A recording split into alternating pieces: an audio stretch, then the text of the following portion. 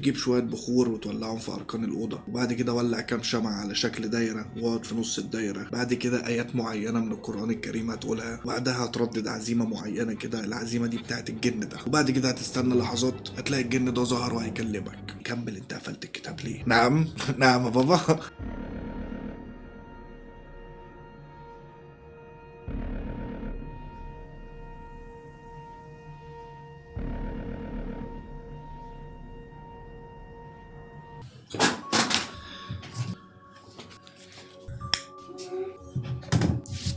النظافة شيء مهم، النظافة شيء مهم. بعد ما نضفنا الحاجات الغريبة اللي كانت حوالينا دي، ننضف بقى ايه اللي حصل اللي فات. بما انك عارف ان قعدت اكتر من سنة ولا سنة ونص بكتب في رواية انا، ماشي عشان نركز بس. كوحة يا ابني والله مريض. المهم يعني عشت انت معايا طبعا يا جدع، التشتت اللي حصل وان الفيديوهات تتاخر واقعد بالشهر ما بنزلش وحركات كده كتير، كان بسبب ان انا دماغي مشغوله بين دي وبين دي وبين ده وبين ده. المهم قلنا لا، احنا نركز في حاجه واحده، نبقى محترمين نخلصها، مش محترمين أوي يعني بس المهم نخلصها نخش في اللي بعدها. اللي حصل كالاتي: دخلت في اعتكاف، دقني طولت، شعري طول، لقيت كذا لايف والناس شافتني بالمنظر ده لحد ما خلصت الروايه وسلمتها لدار النشر والحمد لله. وبكده اقدر اقول لكم زنوا على دار النشر براحتكم، طلعوا عينيها براحتكم، اعملوا اللي انتوا عايزينه لحد ما هم يخلصوا. الروايه تنزل امتى؟ بعون الله في معرض الكتاب الجاي. بص المره دي كده فاهمني، في ميعاد في كلام جد بس يا بت. وبما ان الكلام بقى جد فهرجع اقول لك تاني، انا سلمت الروايه خلاص، بس في تسريب بسيط كده ان سمعت لسه بنتاكد من الكلام ده لان لسه في مفاوضات في الكلام ده، ان الروايه لو اتطبعت كامله يبقى كتاب قد كده فهرس مش روايه. فسمعت ان دار النشر هتعمل كده هتقص، بس هتقص بمعنى ايه؟ انها هتنزل على كذا روايه، بس لسه مش عارف الموضوع ده جد ولا لا، لسه برضو الاخبار هتيجي اقول لكم مواعيد امتى فين. برضو عشان الاسئله اللي جات لي كلها انا خدت يوم ما رضيتش او يومين خدتهم راحه، ما رضيتش اعمل اي حاجه عشان اشوف الاسئله اللي هتيجي بعد ما قلت ان الروايه خلصت. فبالنسبه لكل المعلومات هتنزل، هتلف البلاد كلها، اي بلد مهما كانت انت فيها هتوصل لك الروايه ما تقلقش وهتلاقيها. وبالنسبه للحيوان اللي بقول لك روايه الديبو لما تنزل اسرع وانزلها PDF هجيبك ونعمل فاصل، وبعد الفاصل هنقول ايه بقى؟ نقول ان هو تمريج هو اللي كنا بنتكلم عنه، اللي ما شافش يروح يشوف الجزئين اللي فاتوا عشان يفهم، عايز يفهم اكتر يتفرج على نقاش مع جن مسلم عشان يفهم اكتر واكتر. بالنسبه بقى للناس اللي كتبت توقعاتها، فاحب اقول لكم محاولاتكم كلها باءت بالفشل، يا فاشل منك له، محدش عرف يجيب الموضوع صح، وده معناه ان الديبو كرييتيف فشخ، بس للاسف ما طلعتش كرييتيف فشخ في الحته دي، او ممكن عشان انا ما سالتش فالكل ما فكرش. فنخش في الموضوع على طول، ننجز الموضوع فاهمني، مش هقعد اقول لك وحشتني وانت تقول لي مش عارف ايه، واقول لك انا ما بتاخرش وانت تقول لي مش عارف. انا نعدي القصه الحزينه المريره اللي كنا عايشين فيها دي، واقول لك ايه بقى؟ اقول لك انا نسيت اقول لك على حاجه دي لازم نبدا بيها يا باشا. صبا مساء خير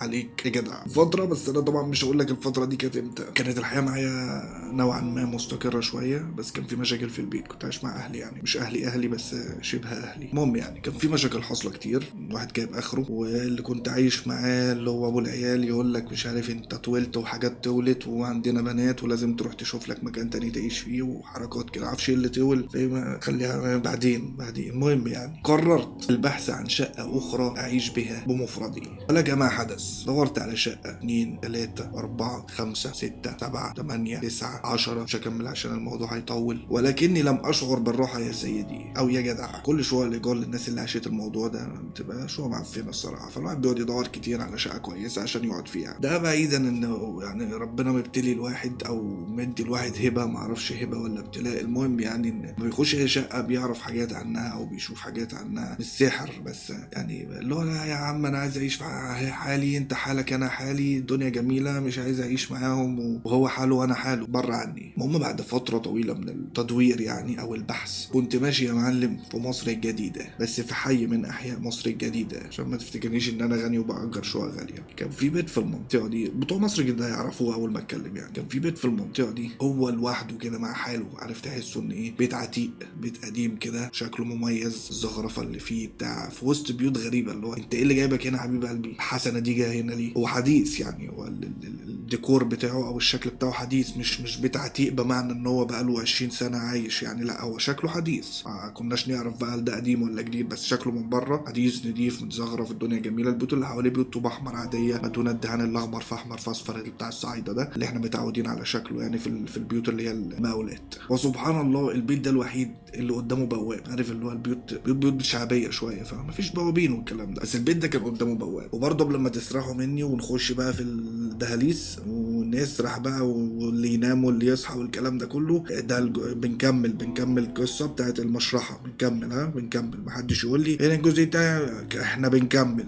ركز بس، خليك معايا للاخر، ثق فيا زي ما بتثق فيا دايما وببقى عند حسن ظن حضرتك يعني. المهم سالت البواب بتاع العماره، قلت له بقول لك يا باشا ما فيش شقه هنا للايجار بتاع اي حاجه يعني. لقيت البواب فضل ساكت شويه كده وعمال يبص لي من فوق لتحت، بيعايني. بعد كده قال لي اتفضل يا باشا اتفضل. قام واخدني جوه العماره. الدور الاول كان فيه زي شقه كده، الشقه دي بتاعت اسمه ايه مكتب عقارات. فكرة بقى لما دخلت المكتب لقيت البواب بيقول لي انا صاحب المكتب، انا بواب اكسبريس على الاخر بقى. المهم قعدت معاه واتكلمنا، فقال لي ان في شقه في الدور الثالث في العماره دي فاضيه ومتاحه يعني للايجار، وان بقيه الشقق كلها مسكونه بني ادمين احنا بنتفهم غلط دلوقتي، مسكونه بني ادمين عائلات وهكذا، فانت شاب لوحدك. قلت له بس يعني السمعه سابقه وممكن تسال وممكن اجيب لك اللي انت عايزه، انا بس اقعد اشوف اكل عيشي، اشوف دنيتي شغلي، ما فيش اي حاجه، ولو شفت اي حاجه عليا اللي انت عايزه يعني انا تحت امرك ومش تحت امرك. قال لي والله انت شكلك ابن ناس ومش عارف ايه، مع ان يعني صاحب العماره ما بيسكنش شباب لوحدهم، بس انا هظبطها لك بس شوفني. قلت له ما انا شايفك. قال لي لا شوفني. قلت له ماشي انا شايفك حاضر. قال لي طب شوفني. قلت له ما انا هشوفك بس انا فاهمك، انا هشوفك بس خلص وانا هشوفك. المهم لقيته خد دور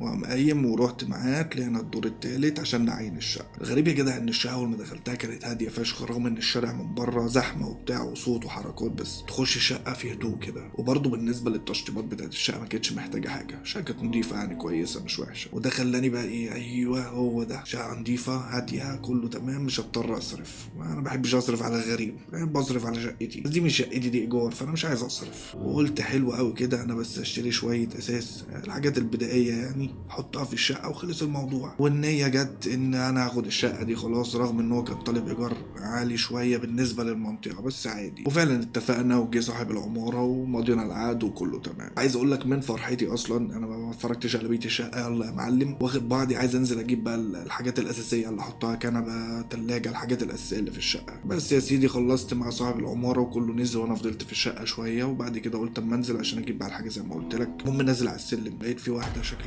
اللي هم اللي بينظفوا البيوت وكده، خارجه من شقه في الدور الثاني. اول ما شافتني بتقول لي انت مين انت؟ انا اللي هو ايه في، قلت لها انا ساكن جديد في الدور الثالث هنا. لقيتها بتقول لي اهلا وسهلا، انا اسمي ام احمد وشغاله هنا بنظف في الشقق، خد بقى رقمي عشان لو احتجت اي حاجه تكلمني. بقول لها لا ده انا تمام. قالت لي اسمع مني خد رقمي عشان ما فيش حد هيدخل الشقه دي ينظفها غيري، ما حدش يجرؤ يدخلها اصلا. فساعتها اللي هو يا مرة فيه، قلت لها ماشي حاضر.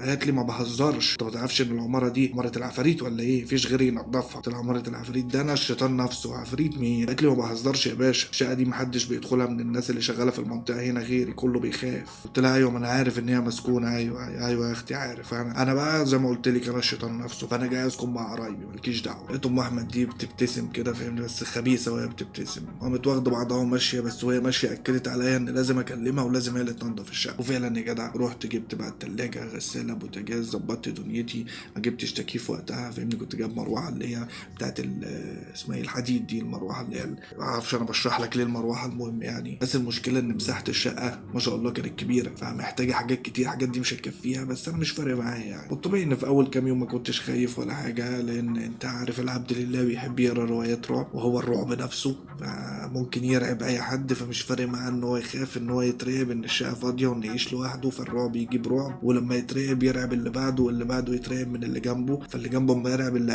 قبليه يزعل ويقول لك انا اترعبت، فانا اقول له ازاي اترعبت وانت قاعد معايا، ده انا الرعب نفسه وانا ايدي الكره تاني. فاختصارا للوقت، عارف الواد ديبو ده بقى فاهمنا بقى سمك كده، انا سمك فاهمني، كوميديا ميته خالص قوي وجدا. بس اللي لفت انتباهي حاجه بقى يا جدع، من الكام يوم اللي انا قعدتهم انا مش واخد بالي ان في جيران اصلا، ما بسمعش صوت حد، شوفش حد، ولا حد بينزل، حد بيطلع، ولا واحده بتصور لجوزها، ولا واحد بيخبط في الحيطه مع مراته، ولا اي حاجه، مفيش اي اصوات. بس بصراحه انا اتبسطت اكتر لان انا بحب الهدوء ده قوي يعني، قوي قوي قوي يعني. كاره صوت الموتور اللي عمال ابص طلع صوت الموتور اللي طالع جوه صوتي ده. بس فجاه يا جدع وانا قاعد عمال اتخيل بقى التخيلات اللي انا كنت فيها دي، لقيت جرس الباب رن عليا. الصراحه ما اكذبش عليك، انا بتاع رعب وكل حاجه، بس قمت رايح عند باب الشاي كده، مين اللي بيخبط؟ انا مش عايز افتح وبتاع مقلق، مين اللي بيخبط يا ولا؟ ساعتها سمعت صوت ام احمد اللي هي الخدامه اللي انا قلت لك عليها. انا ياسي الاستاذ. كنت عايز اقول لها ياسي الاستاذ، دي كلمه قديمه فشخ. فتحت الباب قلت لها ايوه يا ام احمد. تقول لي انا جاي عشان اقول لك لو محتاج مساعده ولا حاجه. قلت لها شكرا يا ام احمد، انا تمام، انا زي الفل، مش محتاج حاجه. ولقيت المره الناقصه بتزق الباب تخش ولا كأن انا موجود اصلا، وماسكه في ايديها ورقه ملفوف كده كتير. لقيتها داخله عماله تبص على الشقه يمين وشمال كده وتحسس على الحاجه اللي انا جايبها، وانا اللي هو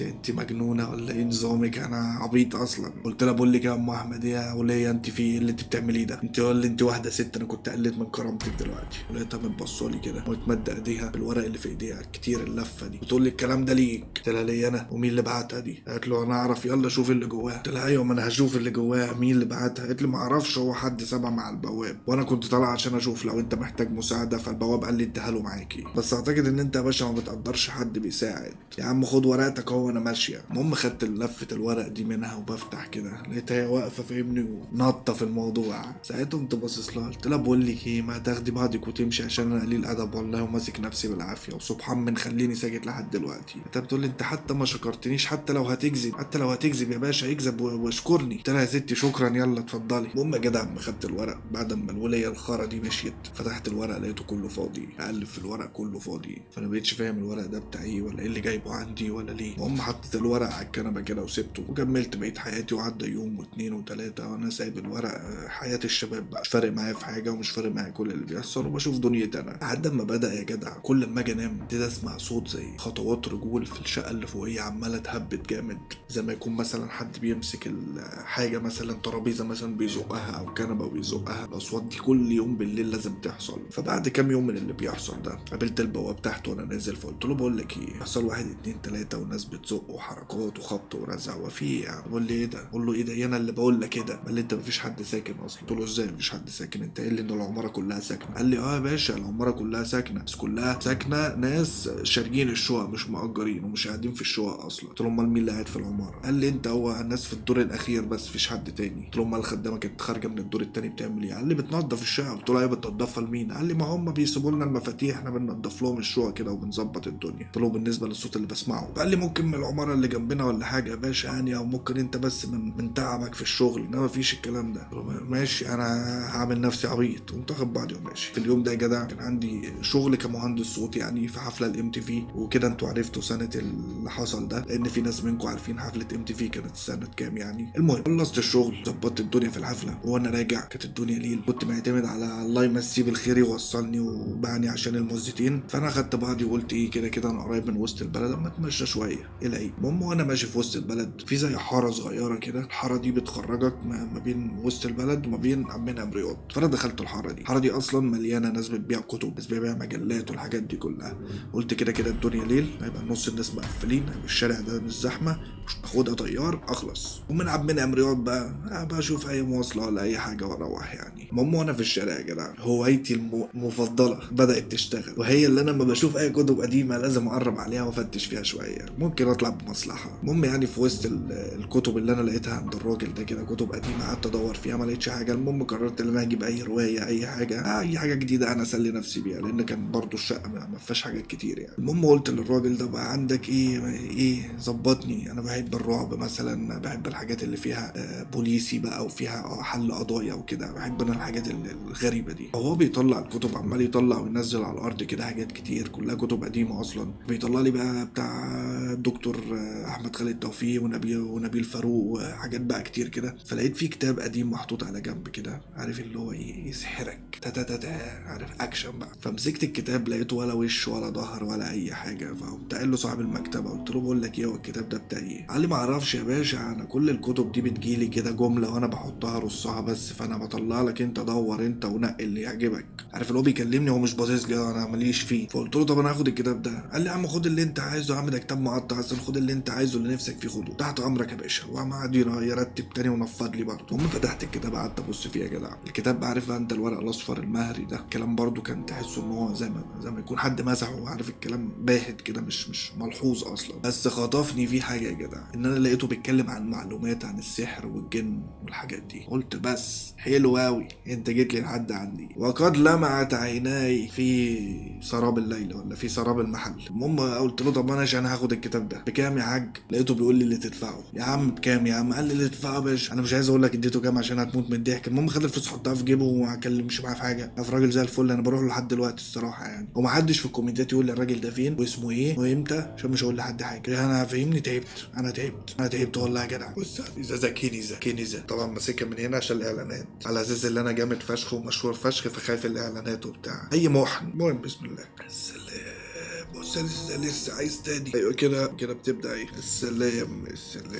قصة حب لا يفهمها الكثيرين. المهم كده بص الموضوع سلك اهو تاني. ممكن نعمل حاجة ما اعتقدش ان هي هتعجب الكل، بس ربنا ما يوريك انا كنت بيحصل لي الفترة اللي فاتت. بس اكيد هبقى اقوى وهرجع تاني طبيعي في اسرع وقت.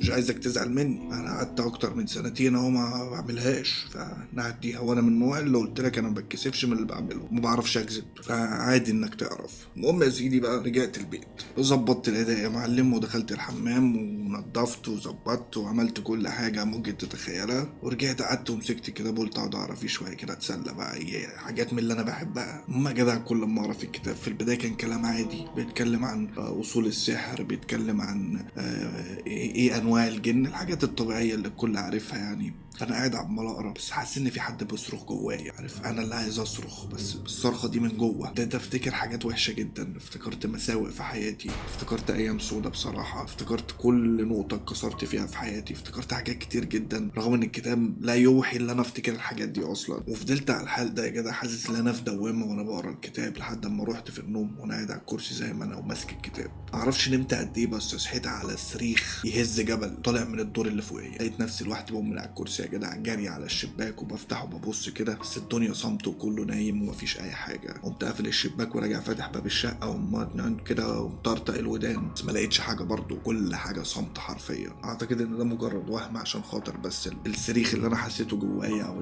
الاحاسيس اللي انا حسيتها دي فهي اللي عملت فيا كده، معرفش. كان وقتها الساعه 2 بعد نص الليل ما حصل كده. المهم خدت بعضي ورجعت على سريري وانا عمال افكر اللي حصل ده بالنسبه للصريخ اللي حصل جوايا والافكار اللي جات لي دي، مش الصريخ اللي سمعته ده ما فرقش معايا. وقمت رايح فارد جسمي على السرير، بس ببص جنبي على السرير لقيت الكتاب موجود. بس انا فاكر ومتاكد 1,000,000% ان انا سبت الكتاب بره لما حصل اللي حصل. انا جريت على الصويت والكلام ده. الكتاب ازاي جه جنبي على السرير انا ما اعرفش، بس ما دققتش قوي في الموضوع رغم ان هو خضني نوعا ما. قمت ماسك الكتاب وفتحه تاني، لقيت فيه طلاسم كتير بس مش مفهومه. قعدت اقلب فيه كتير واتفرج كتير. الكتاب ما شاء الله كبير يعني، لحد ما لقيت حاجه بتقول لك اللغز في الطلسم والطلسم في اللغز. وبابا قبح بابا قبح. المهم ايه الطلسم في اللغز واللغز في الطلسم دي؟ عارف شدتني شويه الكلمه. المهم الكلمه دي شدتني خلتني اقعد اقرا في الصفحه دي، فلقيت ان الصفحه دي بتتكلم عن او الباب ده بيتكلم عن او المجموعه دي بتتكلم عن ازاي تحضر جن للالغاز. ووظيفه الجن ده ان هو هيلبي لك اي طلب هتطلبه. فانا اللي هو ايه شغل طاقية الاخفاء وجن المصباح ده مش هياكل معايا. فكنت قاعد اقراها وانا مبتسم اصلا، رغم ان لو هنتكلم في الحق كل المعلومات اللي الكتاب قالها في الاول كانت صح، مفيش مش يعني الكلام ما فيهوش هزار او مش في سياق روايه او قصه. المهم قلت يعني ماشي يلا بينا اكشن باكشن. بس كانت الخطوات المكتوبه عشان تحضر الجن ده بسيطه وسهله وما فيهاش اي حاجه اصلا. تجيب شويه بخور وتولعهم في اركان الاوضه، وبعد كده ولع كام شمعه على شكل دايره واقعد في نص الدايره. بعد كده ايات معينه من القران الكريم هتقولها، بعدها هتردد عزيمه معينه كده، العزيمه دي بتاعت الجن ده. وبعد كده هتستنى لحظات هتلاقي الجن ده ظهر وهيكلمك. ده اللي بيقوله الكتاب. بس كان في شروط مكتوبه تحت، بس بعد طريقه التحضير دي كان مكتوب في شروط. الشروط اللي مكتوبه ان لو حضرت الجن ده ما ينفعش اصرفه غير اما اطلب طلب، وان هو اي طلب هيحققه لي مش هيطلب قصاده حاجه فيها ضرر، بس الشرط ان هو هيلازمني طول الوقت. وكنت مش خايف قوي لانه كان مكتوب عنه في الاول ان هو من الجن المسلم، بس مكتوب شرط مهم جدا ان لو خالفت القواعد والشروط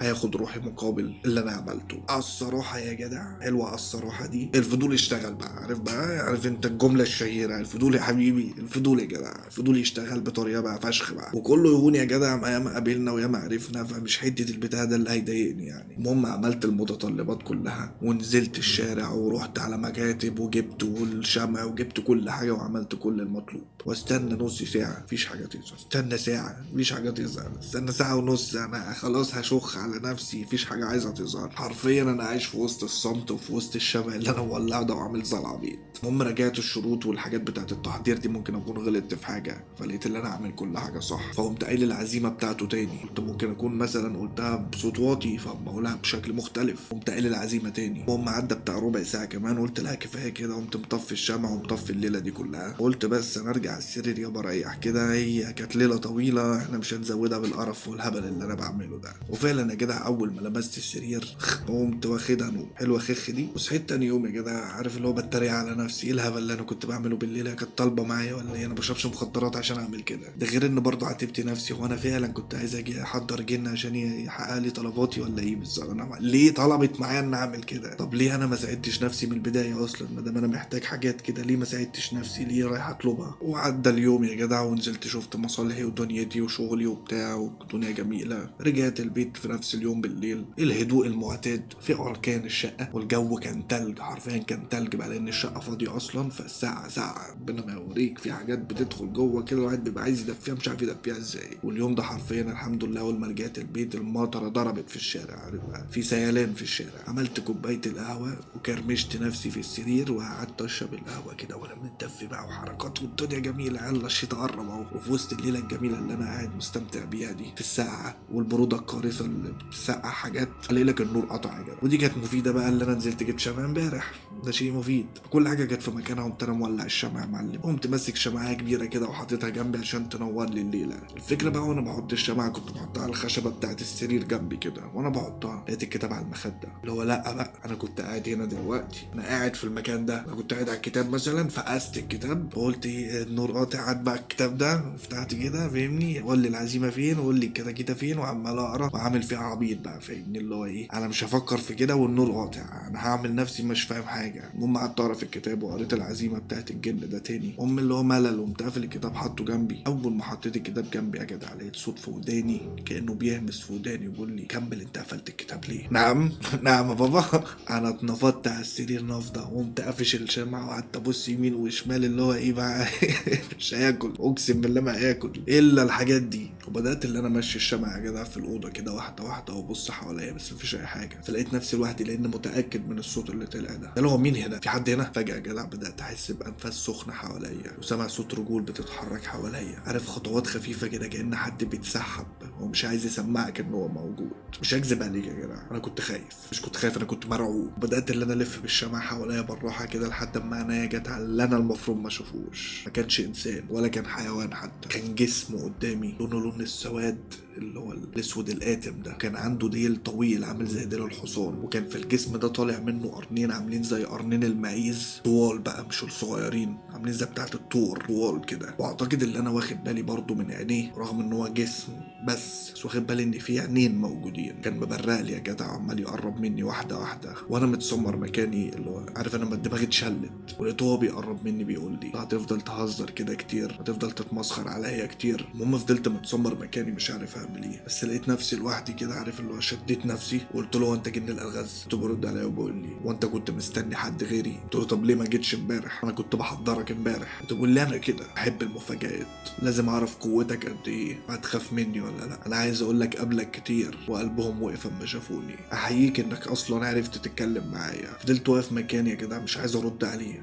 باصص له اللي هو طب ايه بقى انت جن الالغاز ولا الغاز في الجن؟ لقيته بيقول لي قول لي يا ابن كذا. قلت له يا ابن كذا؟ قال لي لا انا بقول لك قول لي يا ابن كذا. انت طلبتني ليه؟ هو انت بتخوفني ليه؟ بس صراحه وقتها انا بلعت ريه ورديت عليه وقلت له والله انا بفتح الكتاب وقريت ان انت بتحقق امنيات، قلت تعالى يعني ما كان يعني كله كان هزار ما كانش قصدي يعني. لقيته بدا يضحك بصوت عالي يا جدع وبدا ينط زي القنفذ كده، عمال ينط من حته لحته لحته، عمال ينط حواليا لحد اما انا اللي اتروش فيه يا عم انت عبيط ولا قرد انت ولا ايه نظامك؟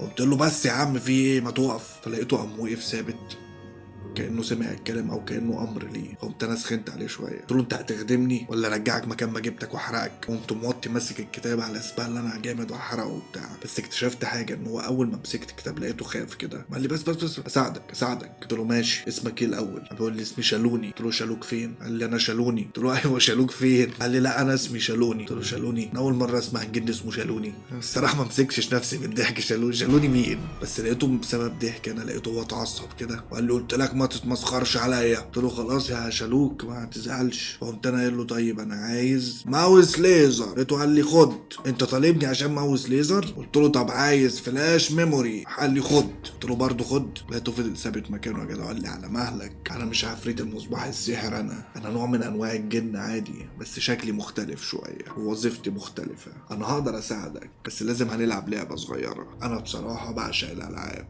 ولازم اللي يحضرني يكون على علم بده. موافق؟ عارف انا كنت عايز اضحك بس في نفس الوقت قلت له انا مش فاهمك، قصدك ايه؟ قال لي تمام، انت عايز مني ماوس ليزر فلاش ميموري، هعمل لك اللي انت عايزه بس بطريقه مختلفه شويه. وخلي بالك مش هينفع تتراجع، لان ما دام حضرتني مش هينفع انصرف الا لما اللعبه تخلص، ولو رفضت يبقى لازم اكل روحك. قلت له لا ثانيه واحده بس، انا مش عايز ماوس ليزر، انا عايز فلاش ميموري يا عم. قال امال انت عايز ايه؟ قلت له هقول لك بعدين، بس خلينا نكمل اللي انت بتقوله ده، انا عايز افهم اكتر. لقيته ضحكه خبيثه كده كانه بيستهزأ بيا يا جدع، ولقيته قرب مني لحد ما لزق في وشي كده المعفن وبريحه بقه المعفنه، معرفش واكل ايه ده، وقال لي هيبقى قدامك شويه الغاز، كل لغز هتحله هينقلك للغز اللي بعده، ومع حل كل لغز تقدر تطلب اللي انت عايزه. فقلت له يا عم الحركات دي لما تخليني اطلب اللي انا عايزه على طول وتجيبه لي وخلص الموضوع، ايه لازمه كل اللي انت بتعمله ده؟ قال لي انت مجنون، كنت حضرت الجن شالوني عشان خاطر يجيب لك اللي انت عايزه ببلاش؟ انت فاكرني زعزوع بتاع قلب الحبيب واكل الزبيب خد لك حته لانشون في الرغيف؟ لا. قلت له طب خلاص يا عم نصرفك ونجيب زعزوع اللي انت قلت عليه ده بس كده. لقيته بيضحك بصوت عالي وبيقول لي انت فاكر ان الموضوع سهل كده وتعملوا اللي انتوا عايزينه في اي وقت؟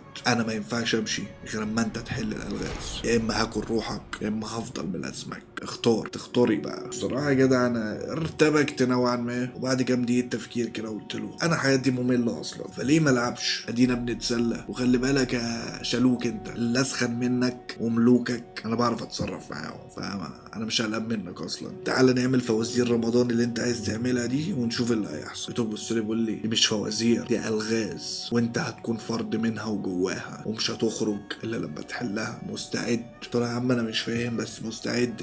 ايه بقى؟ لقيته بيقول لي غمض عينك ما تفكرش في حاجه. المهم يا جدع قمت مغمض عيني، فتحت عيني تاني، وبعد كام لحظه يا جدع فتحت عيني لقيت نفسي قاعد على السرير. بص حواليا النور شغال، ولا شالوني موجود ولا شالوه موجود، ولا اللغز في الطلسم ولا الطلسم في اللغز. ايه بقى الحركات دي بقى؟ النور شغال وكل حاجه تمام. طب ايه بقى ده؟ كان حلم ولا كان حقيقه ولا كان ايه النظام؟ ما لحقتش حتى يا جدع ان انا اقوم من على السرير، ولقيت في خبط على الباب، ترزيع على الباب بتاع الشقه بتاعتي. رحت يا جدع بصيت على الباب لقيت ام احمد اللي واقفه. اول ما شفتها اللي هو ايه عايزه ايه؟ مستنيها تقول. لا بتقول لي يا استاذ اعمل ايه يا باشا؟ انا جاي بس اطمن عليك. قلت لها تطمني عليا ليه؟ مش فاهم. قالت لي اصل بقالك 4 ايام ما بتخرجش من البيت خالص وما بتخرجش من شقتك، فقلنا نطمن عليك، ده حتى البواب بعتني عشان هو ما بيشوفكش. هو انت بخير يا باشا؟ وعماله تبص في الشقه جوه كده وترفع رقبتها. ساعتها بدات افكر يا جدع من جوايا كده، هو 4 ايام هو ايه اللي حصل بالظبط؟ اللي انا فاكره لا نمت صحيت، اللي حصل بالليل ده ما هياخد 4 ايام مثلا. المهم قلت لها انا بخير يا ام احمد وكله تمام. خدت بعضها ومشيت،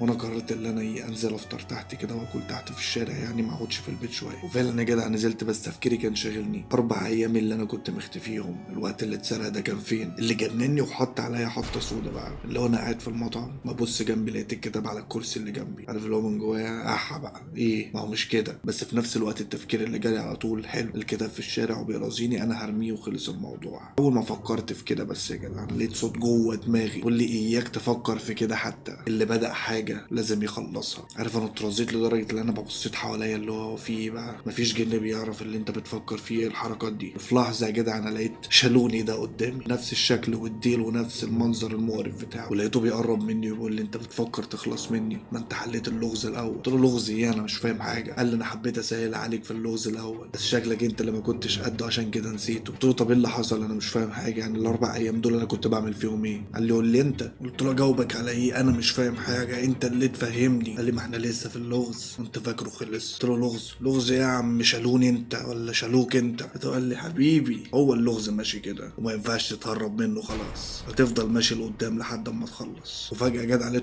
مختفي من قدامي في لحظه. في اللحظه دي قمت انا قعدت انده في اسمه، فلقيت الناس اللي في المكان بدأوا يبصوا لي كده، اللي هو بيكلم مين اصلا ولا ايه اللي بيحصل. قمت واخد بعض يا جدع وقمت ساحب نفسي من المطعم على طول وطالع على البيت. اول ما دخلت وفتحت باب البيت لقيت نفسي في مكان غريب اصلا. المكان اللي انا دخلته ده غريب اصلا. انا اتسمرت مكاني يا جدع وبدات ابص حواليا، اللي هو انا فين بقى؟ اللي لفت نظري في المكان ان الكاميرا بتاعتي كانت موجوده، بس باب الشقه ما فتحته كنت حاسس ان انا في اوضه فندق، اوضه مترتبه نظيفه كل حاجه مظبوطه، وكان في النص في سرير كبير، دولاب على الجنب، وفي الوش كده في زي بلكونه اللي هي بتاعت الفنادق دي. اترددت في الاول وبصيت ورايا كده، دي العماره بس ودي شقتي، بس اللي جوه دي مش شقتي. قمت داخل وقافل الباب، بدات ابص حواليا، فخدت بالي ان البلكونه بتبص على شكل غريب. بص شايف سما كتير ما كانش قدامي الكلام ده.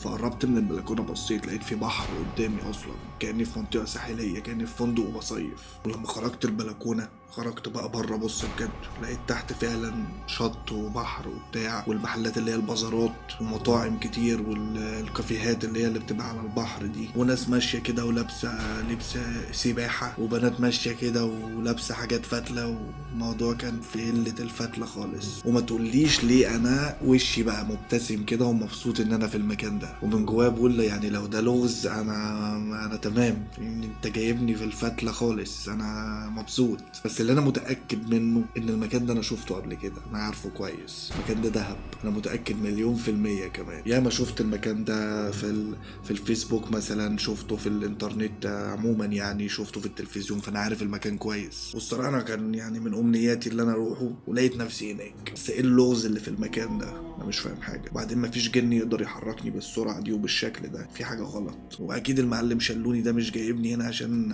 اتفرج على الفتله، اكيد في حاجه فتله فيا انا. قمت لافف يا جدع وخارج فاتح باب الشقه، لقيت نفسي جوه فندق بقى. عارف فتحت باب الشقه ما لقيتش العماره، لقيت نفسي في فندق بجد. خدت بعضي ونزلت تحت فعلا انا في فندق، وخرجت من الفندق لقيت نفسي في المكان فعلا. الجبال بقى اللي لازقه في بعض كتير بره، الصخور بقى اللي على الارض بتاع الدهب كلنا عارفينها يعني. ولقيت يافطه عامله اتجاه كده اللي هو البلو هول وبتاع، فاللي هو كمان البلو هول. والبلو هول دي يا جدع يعني كلنا سمعنا عنها، ولو ما سمعتش عنها في اي منطقه بيسموها في دهب مقبره الغواصين، او الساحره اللي هاينه للغواصين، يعني ليها اسامي كتير. ودي لان كل الغواصين اللي دخلوا في المكان ده معظمهم بيموت وما بيهلقوا، وما بيعرفولوش جثه ولا بيعرفوا له طريق تاني. وفي ناس بتقول ان البقعه دي اصلا من البحر اللي اسمها البلو هول في دهب، جت من ان نيزك نزل من السماء خبط في الحته دي فعمل البلو هول دي في البحر، وحاجات كده كتير. واللي اكتشفها اصلا اليهود لما كانوا محتلين سينا، هم اللي اكتشفوها يعني. وقتها كانوا هم اللي بيستمتعوا بالمكان ده، وكان ممنوع اي مصري يقرب من المكان ده اصلا، لدرجه ان وقتها كان المصريين ما يعرفوش حاجه عن المكان ده. عدى اما جه مجموعه كده من طلاب كليه الطب وزاروا المكان ده وغطسوا فيه، وساعتها انبهروا بالمكان جدا. ده غير الاسماك النادره اللي هناك والشعاب المرجانيه اللي ما تلاقيهاش غير في المكان ده في العالم كله. ومن الوقت ده الطلبه دول بداوا ان هم يعملوا رحلات كتير للمكان ده ويقولوا للناس كلها على المكان ده. واحده واحده المكان بقى مشهور بين المصريين وبقى كله بيروحوا. المهم في وسط الحكايه اللي انا بحكي لك دي كنت انا وصلت هناك واقف عمال اتفرج على الجمال والحلاوه، لدرجه ان انا مقرر، انا ما بعرفش اعوم اصلا، بس قررت ان انا عايز انزل من الجمال اللي انا شايفه. بس وانا واقف يا جدع لمحت زي كهف، ما بهزرش، لمحت زي كهف جوه البلو هول دي. كهف صغير كده كان ضلمه في وسط البحر اصلا. انا ما اندهشتش قوي لان انا سمعت ان في كهوف كتير وفي حفر كتير في المكان ده، بس اللي استغربته ان الكهف ده قريب جدا. انا سمعت ان الكهوف دي بتبقى جوه، الكهف ده كان قريب اقدر اروح له ماشي اصلا، مش اغطس له ولا حاجه. فقررت ان انا اقرب منه بس اتفرج على الاسماك واتفرج على اللي انا شايفه ده. عارف اللي هو محروم، ما صدقت شفت المكان ده نسيت اي حاجه وعايز اركز معاه. ولما دققت النظر في فتحه الكهف دي كده يا جدع، للحظه حسيت ان في حاجه كبيره عدت من جواه كده، زي ما تقول اخطبوط مثلا، حوت، حاجه كبيره عدت كده سودا. ساعتها انا خدت كام خطوه لقدام بسبب الفضول الاسود اللي انا فيه، عشان اشوف كويس اللي انا شفته ده. المشكله ان انا كنت كل ما اقرب يا جدع احس ان الشيء ده بيقرب مني، الخيال الاسود. وكل لما انا اقرب اشوف ملامح اكتر ليه، لحد ما بدات اشوف شعر اسود طويل. ده شبح لبنت، مش شبح لكائن بحري ولا اخطبوط ولا الكلام ده كله. كانت عينيها مبرقه وشكلها مخيف جدا، وكانت لابسه زي جلابيه سودا بس مقطعه، وشعرها عمال يتحرك مع الميه كده على طرفه. اما قربت لقيت وشها، عارف اللي بيقولوا عليه شاحب بس لونه ازرق كده. وفجاه لقيت شبح البنت ده قرب مني، ما اعرفش ازاي، وبتمسكني من رقبتي وبتسحبني. ساعتها انا كلبشت في ايديها وبدات ازق فيها وعافر معاها عشان اخرج من اللي عايزه تعمله ده، كانها عايزه تسحبني تقتلني. ولقيت نفسي فعلا خلاص رجليا مش هتشيلني من على هو الصخور اللي انا واقف عليها وبتسحب. وفجاه يا جدع لقيت نفسي بتزفلط وفعلا بتسحبني من رقبتني وبتاخدني تحت الميه. انا عايز اقول لك يا جدع في اللحظه دي لما الميه بدات تدخل في وشي وفي مناخيري وفي كل مكان وبقيتش قادر، خلاص انا استسلمت وقلت خلاص يعني الشهاده بقى. وفي اقل من لحظات انا لقيت الدنيا اسودت. فجاه فتحت عينيا، بس فتحت عينيا لقيت نفسي نايم على الرمله وناس كتيره ملمومه حواليا، واحد بيبص لي والتاني بيبرق لي وواحد حاطط ايدي واعمل كده، وواحده كانت لابسه فتله برضه ومبرقه وعامله كده، عارف اللي هو شايفين تنين قدامهم. لقيت واحد بيسقف بايدي كده بيقول خلاص يا اخوانا خلاص الحمد لله فاق اهو، يلا بقى كل واحد يستمتع بوقته براحته. اعتقد ان ده مثلا غواص وانقذني ولا في ايه، بس بيتكلم مصري لبلب. بس الغريب ان الغواص اللي نقذني ده ولا معرفش عمل ايه عشان ينقذني، احسن يكون قاعد ينفخ في شفايف العمل ايه القليل الادب ده. المهم يعني بعيدا عن السمسمه، الغواص ده كان شبه قريب ليا ابن خالي يعني بالظبط، لدرجه ان انا كنت عايز اندهه باسمه اصلا. من الواضح كده ان شلوني بيلعب معايا لعبه جديده بس انا مش فاهمها لسه. قمت عادل نفسي كده من على الارض وبدات اخد نفسي من اللي حصل لي ده. فلقيت الشخص اللي هو شبه ابن خالي ده بيقول لي انت كويس الحمد لله انت بخير. قمت اعمل له براسي كده اللي هو ايوه انا تمام. لقيته قال لي انا اسمي عبر واسمي المشهور بيه هنا حارس المقبره اللي هي مقبره الغواصين يعني. هم مسميني كده عشان من وانا طفل وانا هنا، ودايما ما بعملش حاجه غير ان انا بنقذ الهبل اللي زيك كده، لا مؤاخذه في الكلمه يعني.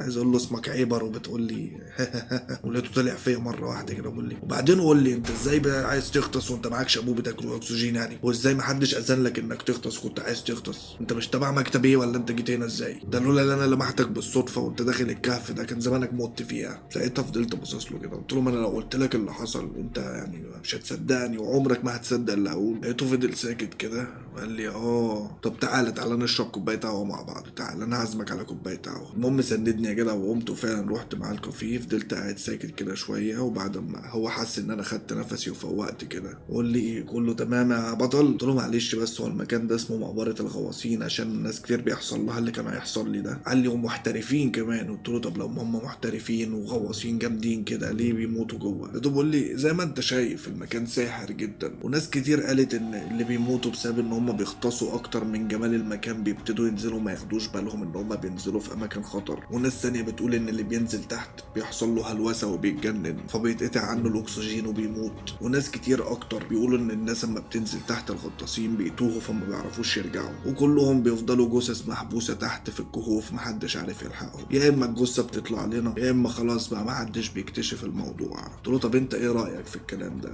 عايز رايك انت. قال لي هم يقولوا اللي يقولوه يا باشا، احنا اللي مولودين هنا ومتربين هنا ولينا راي تاني خالص. ساعتها انا اللي عيني لمعت بقى. قلت له طب ايه السبب التاني بقى فاهمني؟ قال لي زمان كان في بنت عندها 7 سنين، كانت بنت حد من البدو المعمرين في الارض هنا، والبدو كانوا بيسرحوا عيالهم عشان يلموا رزقهم يعني مع الاجانب ومع السياح وكده. وفي يوم من الايام البنت دي كانت بتشوف شغلها عادي وبتبيع حاجات كده انتيكات صغيره للسياح، فشافت شويه اطفال بيرقصوا وبيلعبوا في البحر، وطفله منهم شاورت لها وقالت لها ما تيجي تلعبي معانا. فعلا البنت الصغيره نزلت عشان تلعب مع البنت دي واتزحلقت في الميه ووقعت في الكهف وغرقت في نفس اللحظه اللي وقعت فيها. ومن ساعتها وفي شبح في المكان ظهر وطول الليل بيقعد يصرخ. البنت الصغيره دي تخيلت ان الكل اتخلى عنها وزي ما يكون طلعت عشان تنتقم من اي شخص يقرب من المكان بتاعها. فانا فكرت كده يا جدع قلت له بقول لك ايه، البنت دي كان شعرها طويل واسود، وبدات اللي انا اوصف له شكل البنت او شكل الشبح اللي انا شفته. فلقيته بيضحك بصوت عالي كده وبيقول لي لا مش هي، مش الشكل ده خالص، معظم البدو هنا بشرتهم سودة اصلا. وبعدين البنت كانت صغيره جدا وسمرة وشعرها ذهبي، وحسب رؤيه الشهود زمان يعني او القصص اللي اتحكت لنا انها كانت لابسه جلابيه فيها الوان كتير. ساعتها انا فضلت باصص له وساكت وعمال افكر في اللي حصل لي في الكهف والبنت ولا الشبح اللي انا شفتها دي، وانا اتوهمت ولا ده حاجه من اللغز اللي المعلم شلوني ده حاططني فيها، ولا دي حاجه الجن شلوني نفسه ولا بعتها عشان يرضيني بيها. ولقيت عبر قام ناطط في التفكير اللي انا فيه ده وقال لي هو انت ليه وصفتها بالشكل ده؟ هو انت شفت حاجه تحت؟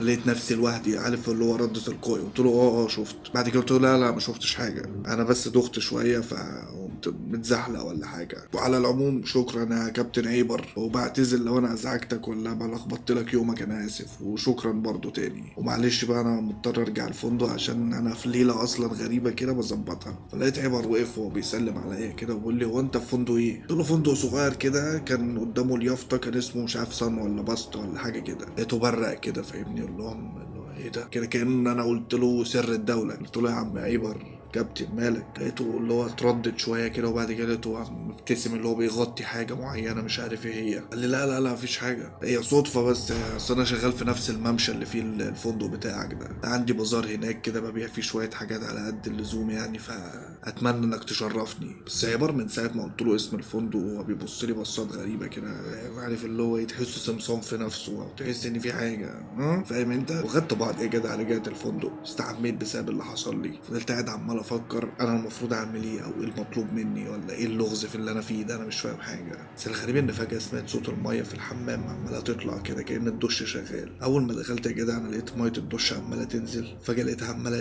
تزيد والدخان عمال يزيد جدا، كأن النار اللي نازله من السخان ده ولا اللي نازله من الدش مولعه، حراره، جمره، كل حاجه ممكن تتخيلها، لدرجه ان انا حاسس ان انا لو لمستها ممكن اتحرق. حاولت بكل الطرق ان انا اوصل لحد المفتاح بتاع الميه عشان اقفله. اول ما وصلت وانا بقفله وسط الدخان ده كله يا جدع ولا البخار ده كله، انا شفت نفس البنت تاني، شفت نفس شبح البنت تاني بالجلابيه السوداء المقطعه بشعرها الاسود الطويل. هي نفس البنت اللي مسكت رقبتي وكانت عايزه تقتلني. انا اتسمرت اقل من لحظه كده لما شفت المشهد ده. لقيت البنت متمسرخه في وشي، وانا تلقائي ما اعرفش ليه لقيت نفسي انا كمان بصرخ، وقمت واخد بعضي وجاري من الحمام رايح لحد الاوضه بره وعلى السرير، وقعدت وبقيت باخد نفسي بالعافيه. بس في اللحظه اللي انا قاعد باخد فيها نفسي انا سامع صوت حد زي ما يكون بيزحف على الارض، واصوات غريبه حواليا، وصوت رجول عماله تجري، وصوت ضحك اطفال صغيره، عارف اللي هو الرعب المكتمل كان حواليا. وطبيعي ان انا ما فكرتش غير في حاجه واحده زي الافلام الاجنبي بالظبط، اللي انا ابص تحت السرير. رفعت الملايه وببص كده لقيت فعلا شبح البنت جاي عليا جري بيزحف. لقيت نفسي برجع لورا وبسيب الملايه وبقول انت مين، انت عايزه مني ايه؟ وبدات يا جدع اسحف على الارض وارجع لحد ما بقى ظهري في الحيطه وهي عماله تزحف حواليا وتقرب مني. لقيت نفسي لوحدي وقمت مغمض وبدات اقول اعوذ بالله من الشيطان الرجيم، اعوذ بالله من الشيطان الرجيم. بس اللحظه كده حسيت ان الدنيا هديت، فتحت عينيا لقيت كل حاجه تمام، بس اثار الميه اللي سحفت بيها لسه موجوده زي ما هي. ودلوقتي انا اتاكدت مليون في الميه ان اللغز في البنت الصغيره دي. بس المعلم شلوني ده عايز مني ايه بقى، وايه قصه الرعب اللي مدخلني فيها دي؟ انا ابن 60 كلب اللي انا فكرت ولا صدقت ولا قلت له يلا تعالى نتسلى، وقمت قايم يا جدع لابس لبسي بسرعه واخد الكاميرا بتاعتي معايا، وقمت واخد بعضي ونازل على طول. وبقيت ماشي ماسك الكاميرا عمال اصور اي حاجه في اي، عارف اللي هو بشغل نفسي، بس عايز افهم انا المطلوب مني ايه، انا هعمل ايه، انت ما تجننش يا امي، انا مطلوب مني ايه بالظبط، اعمل ايه في المكان اللي انا فيه ده. وفعلا لقيت شويه تحف كده في بازار، انا من محبين التحف فشخ، فرحت قعدت ابص عليها كده وبتفرج عليها. فلقيت صوت جاي من ورايا بيقول لي على فكره ده بتراب الفلوس، احنا مصريين زي بعضينا. فبص بشوف مين اللي بيكلمني ده، لقيته عيبر ده. قلت له والله يعني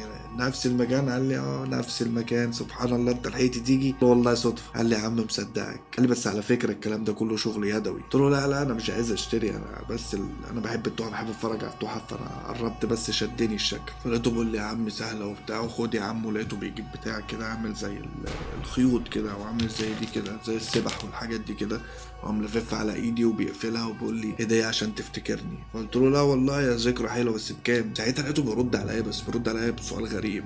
بيقول لي هو انت هتمشي امتى؟ انا اللي هو اندهشت، هو ايه السؤال الغريب ده؟ ففضلت باصص له، لقيته بيعيده تاني بيقول لي لا بجد هو انت هتمشي امتى؟ قلت له ما اعرفش والله، ممكن كمان دقيقه، ممكن كمان ساعه، ممكن كمان اسبوع، انا وظروفي بقى. قال لي طب وانت جاي لوحدك هنا ولا معاك حد وكده؟ قلت له لا لا جاي لوحدي، بس عموما انا من وانا صغير وانا متعود ابقى لوحدي فعادي يعني. فلقيته ابتدى في شغل السمسمه تاني وبيقول لي بس والله انت منور المكان، انت مخلي المكان شكله احلى بكتير. عايز اقول له انت في ايه يا عم، انت نظامك يا عم عيبر انت؟ لقيته بيقول لي وبعدين انا ما عرفتش اسمك لحد دلوقتي، هو سر من الاسرار ولا ايه؟ قلت له سر ليه يا عم، انت اللي ما سالتنيش قبل كده. يا عم عادي يا عم اسمي الديبو. قول لي الديبو، وقعد يعمل كده. قول الديبو اسم مميز، اسم جميل جدا، ده اسمك الحقيقي؟ قلت له هو اسمي الحقيقي الديبو. قلت انفد من السمسمه اللي هو فيها ده. قلت له طيب البتاع ده بكام؟ لقيته بيحط ايده عليا كده ومشيها كده الوسخ وبيقول لي اعتبره هديه. انا عايز اقول له ايه نظامك انت، شكلك ما يديش الا افعالك، اعتبر هديه من سكان المكان عشان تفتكرنا دايما. عايز اقول له اللي انت بتعمله ده مش عايز افتكرك يا ولا يا ولا يا ولا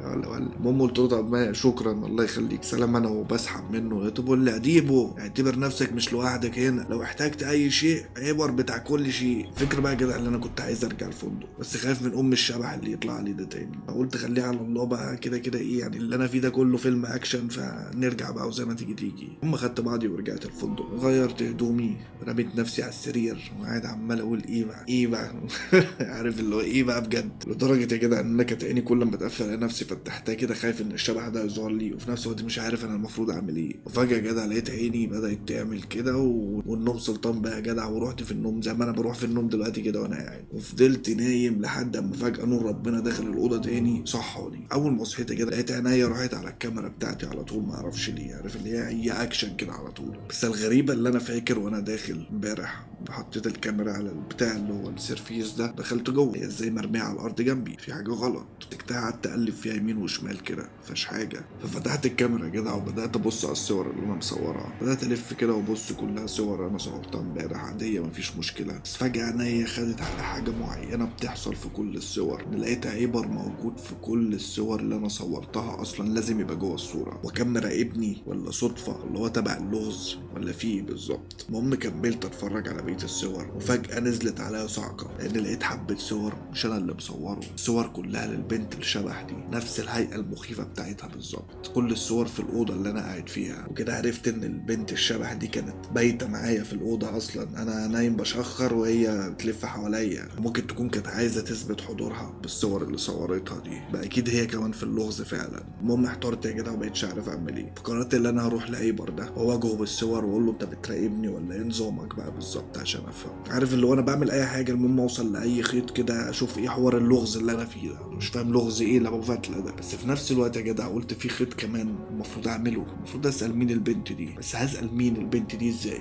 ما جاش في دماغي غير ان انا البس وانزل لموظف الاستقبال تحت في الفندق. قلت له بقول لك ايه؟ قال لي، قلت له السلام عليكم الاول. قال لي وعليكم السلام. قلت له كنت عايز اسالك عن بنت كده. قال لي بنت؟ قلت له يعني ممكن تبقى جريمه، ممكن تبقى بنت، ممكن تبقى حاله، انت بقى اللي تقول لي. لقيت الموظف اللي هو ايه انت عبيط ولا ايه نظامك بالظبط؟ لقيته بيقول لي اتفضل يا فندم. قلت له كان في بنت صغيره كده معرفش بقى ماتت في الفندق هنا ولا حصل جريمه قتل ولا هي كانت شغاله هنا ولا كان هي بنت صغيره شكلها 1 2 3. واللي خدت بالي منه ان كان في عامل نظافه كده حوالينا ورامي ودانه فشخ معانا. لقيت الموظف اللي قدامي بيقول لي مش فاهم حضرتك يا فندم. قلت له بسال عن جريمه حصلت هنا ولا حاجه، البنت صغيره في حاجه زي كده حصلت. لقيت الموظف زي ما تقول سخن كده وقال لي مفيش جرائم حصلت عندنا هنا من ساعه ما المكان ده اتعمل، ايه اللي حضرتك بتقوله ده؟ قلت له خلاص يا عم اهدى انا بسال، بس انا قلت لك بستفسر. المهم سبته وخدت بعضي ومشيت، وانا اللي هو ايه بقى انا بخلي شكلي وحش بس مش فارق معايا، انا كده كده مش عارف انا فين اصلا. المهم اول ما خرجت كده لقيت واحد بيقول لي باشا يا باشا، ابص ورايا لقيت عامل النظافه اللي كان رامي ودانه معانا اصلا. قلت له اتفضل عايز ايه؟ قال لي لا مفيش حاجه يا باشا، انا بس سمعت حضرتك بتتكلم عن بنت صغيره وجريمه قتل حصلت في الفندق وكده. قلت له انا كنت بسال موظف الاستقبال فعلا. لقيت الراجل بتاع النظافه ده ابتدى يتلفت حواليه كده كانه حرامي بقى ونصاب شغل افلام. لقيته قال لي ايوه في جريمه قتل حصلت في الفندق هنا من 3 سنين. قلت له ايه اللي حصل بقى؟ قول لي اللي حصل. عارف انا الفضول جابني بقى، ايوه هنبدا اهو. قال لي بس وعدني ان انا ما قلتش حاجه وانت ما عرفتش مني، ما تقطعليش اكل عيشي بالله عليك. قلت له اهم وعد مني انا ما اعرفكش اصلا عادي. قال لي كان في بنت بدويه صغيره، البنت دي كانت بتتمشى في الممشى هنا دايما عشان ترسم حنه للاجانب، وكانت دايما بتيجي الفندق تسال عن الزوار لو هم حابين مثلا حد يرسم لهم تطلع لهم الأوضة ترسم لهم وهكذا. وفي يوم من الأيام كان عندنا 2 سياح كانوا يهوديين، دايما كل شهر في يوم معين بيجوا لنا الفندق يقعدوا فيه، دايما كل سنة في نفس الشهر بيجوا يقعدوا في الفندق عندنا. كانوا 2 شاب وواحدة كده معايا. المهم البنت الصغيرة دي كانت دخلت الفندق وهم كانوا موجودين، وبدأت تسأل الموجودين ترسم حنة يا باشا، ترسم حنة يا بيه. المهم البنت اما سألتهم البنت اليهودية قالت لا مش عايز ارسم. بعد ما البنت مشيت لقيت الواد اليهودي ده بيهمس في ودان البنت اليهوديه معرفش قال لها ايه، وقاموا نادين على البنت تاني. وساعتها الست اليهوديه دي قالت لها انا عايز ارسم حنه بس هترسمها لي في الاوضه فوق، لانها عايزه ترسم في اجزاء معينه كده ولا مؤاخذه يا باشا يعني في الاماكن اللي فيها الفتله. يا فتله. وفعلا البنت خدت بعضها وطلعت معاها لانها متعوده تعمل كده، مش خايفه من حاجه يعني ده شغلها، غير ان الفندق متراقب والمكان فيه ناس فكده كده مش هتخاف يعني. وطبعا الست عرضت عليها دولارات حلوه يعني، فالبنت عمرها ما هتقول لا. بعد ما طلعوا يا باشا ولاد الكلب كتفوها في الاوضه فوق، والراجل اليهودي ده عمل مع البنت الصغيره دي حاجات مش كويسه. وبعد ما خلصوا واكتشفوا ان هم بيعملوا كده كانوا كاتمين نفس البنت لحد ما ماتت منهم.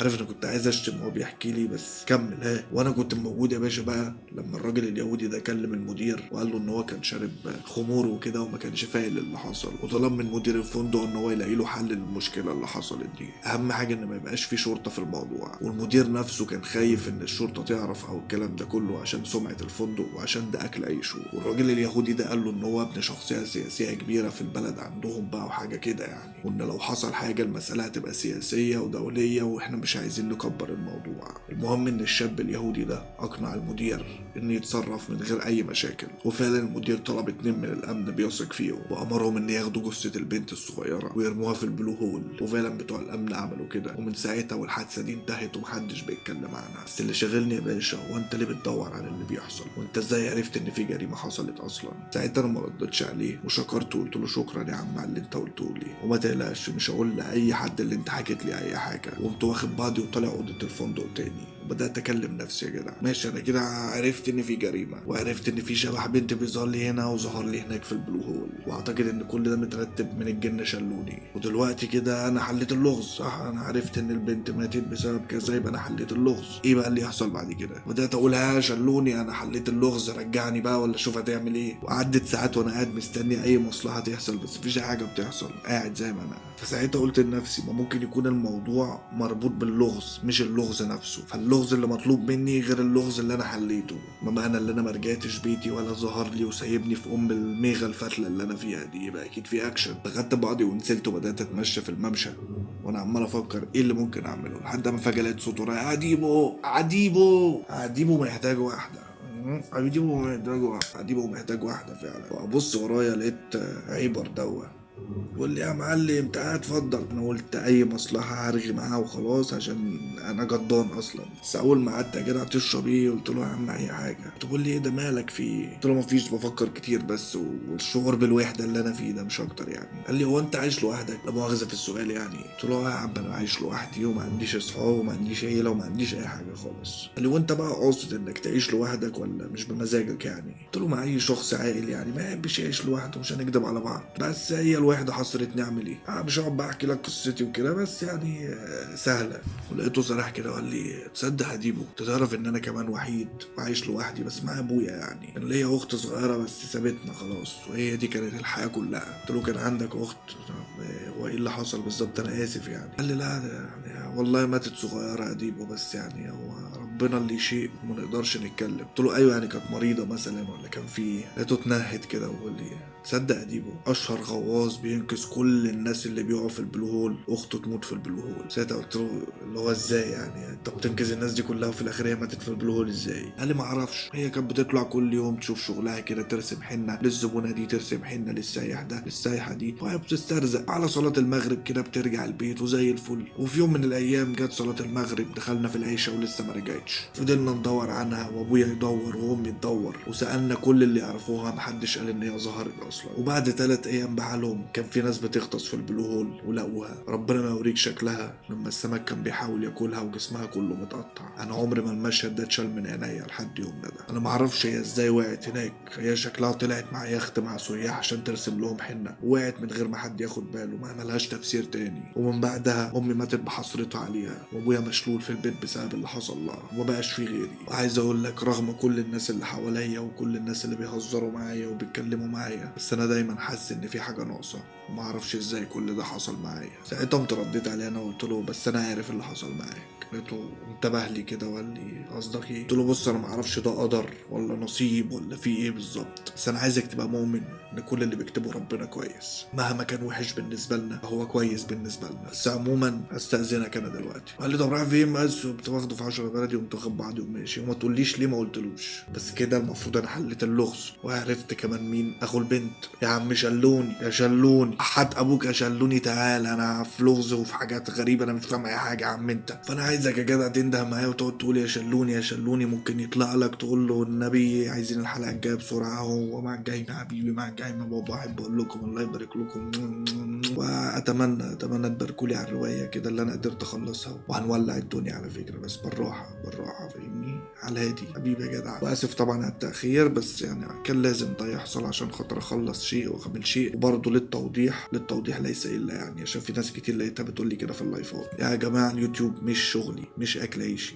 عشان انا في اليوتيوب اما بكون طالع لايف بقول انا اصل انا عندي شغل، يقول لي فيما انت بتنزلش فيديوهات. لا، انا اليوتيوب مش شغلي، انا ليا اكل عيشي، دي حياتي. اليوتيوب ده انا وانتوا مع بعض بنتكلم ونضحك ونهزر، مفيش اي غرض تاني. الكل عارف ده من الاول وعارف الدنيا ماشيه ازاي معايا، حتى الكومنتات بقت تتكتب كده. فاتمنى تعمل شير كتير، تعمل حركات كتير، تعمل الكلام ده. وبقالي كتير ما طلبتش الكلام ده عشان خاطر نصحي القناه تاني ونقوم الدنيا تاني ونخرب الدنيا تاني. وعايز اقول لكم اللي جاي تقيل، ثق فيا. بيبي يا جدع، الله يبارك لكم.